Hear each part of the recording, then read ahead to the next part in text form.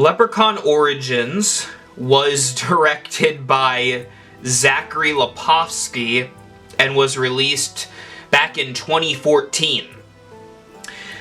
First and foremost, happy St. Patrick's Day. I wish I could be as happy as I usually am because, for starters, St. Patrick's Day is one of my favorite holidays of the year, and I love the Leprechaun movies. Well, some of them. This is an odd franchise for sure. I mean, first and foremost, you have to understand that this entire series is pure schlock. It's a Leprechaun horror franchise. I think it's in the name.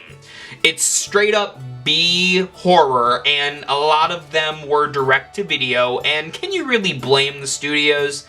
Not really. Especially when we got things like Leprechaun Back to the Hood, which was the previous installment that I talked about last St. Patrick's Day. I've been doing this series for 7 years. This is the 7th year I've talked about Leprechaun movies on St. Patrick's Day, so check out the rest of them if you haven't before. We're talking about Leprechaun Origins today, a movie that I hadn't seen until this St. Patrick's Day to festively fit the occasion.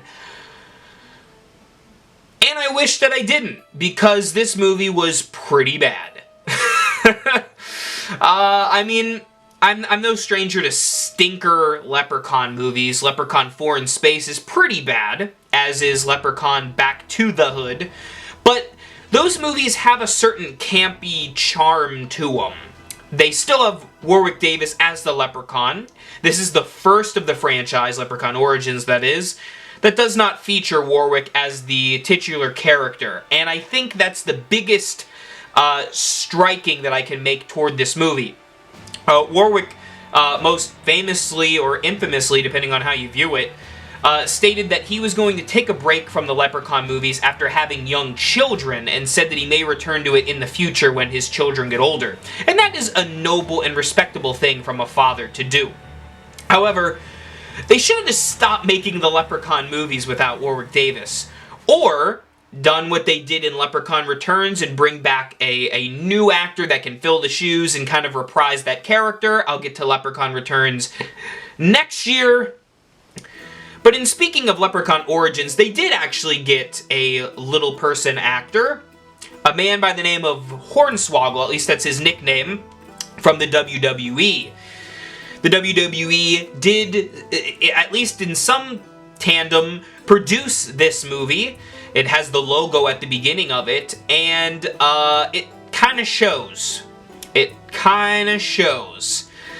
What's unfortunate is that apparently Hornswoggle, or however you pronounce his nickname, is a big fan of the Leprechaun movies and wanted to do his part justice. However, this movie is fundamentally broken, both as a horror movie and a Leprechaun movie, and unfortunately, what performance he could have given is completely overshadowed by all the other problems in the movie, and first and foremost, the Leprechaun itself. Because the character that Hornswoggle plays is not a leprechaun. It is a glorified gargoyle mixed with Pumpkinhead, mixed with I don't know, but it's not a leprechaun, okay? I love Celtic mythology and the fae and the fairy folk and all of these creatures. That is not a leprechaun.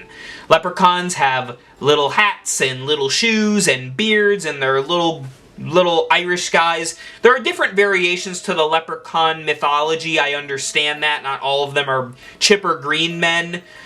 But they definitely are not that, and even if there are some variations of the character that are like that, this franchise rests on the little green guy depiction of a leprechaun, because that's the fun part. At the end of this movie, the main character says the original punchline from the original Leprechaun film, F you Lucky Charms. And it's a powerful and funny and charming statement in the original one. Here, it makes absolutely no sense whatsoever other than being a reference to the original movie. Why would she say F you Lucky Charms when it looks nothing like the Lucky Charms mascot? It's funny in the original because in some way Warwick Davis does look like the cereal mascot. Here, it would make more sense to call it, I don't even know what to call it, frankly. A gargoyle or some kind of ghoulish imp monster. This is not a leprechaun. And I stress that. And I know I'm beating the horse to death. It's been long dead since 2014. But this is a Leprechaun movie. It's called Leprechaun Origins. There was no origin to the Leprechaun from the rest of this franchise. And there was no Leprechaun. It should have just been called... Aside from these nitpicks, the characters are one note and very flat. There's not much to them. The scares are very bare bones. This feels like just a stock generic horror movie that happened to get the rights to the Leprechaun name, which I don't even really consider this a Leprechaun movie. It almost has no connections to the other movies other than there's like a cave with gold in it and the leprechaun creature was trapped in there and the town was sending tourists and people in the cave to die as a sacrifice to the leprechaun. But then they just chop off the leprechaun's head, so why didn't the townsfolk just do that from the get-go?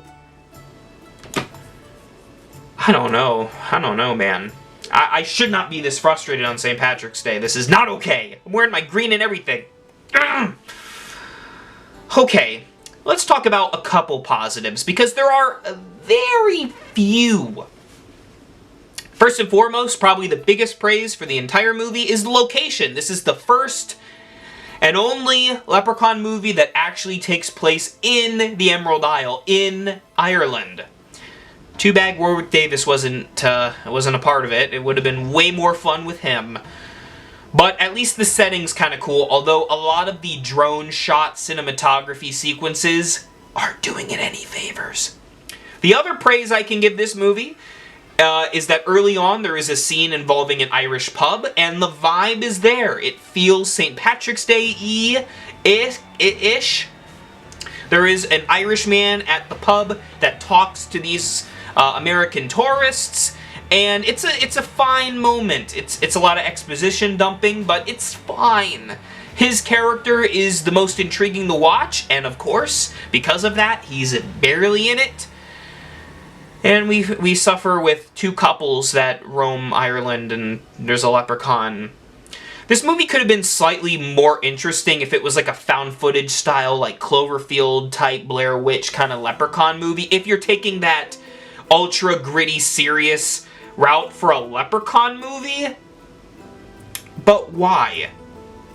Why? Why does this movie exist other than money? I don't have an answer. If someone has a better answer, leave it in the comments below. Oh, man. I guess right now I'm giving this a 1.5 out of 5. Could lean to a 1. I'll keep it at a 1.5 for Ireland's sake. And it's St. Patrick's Day!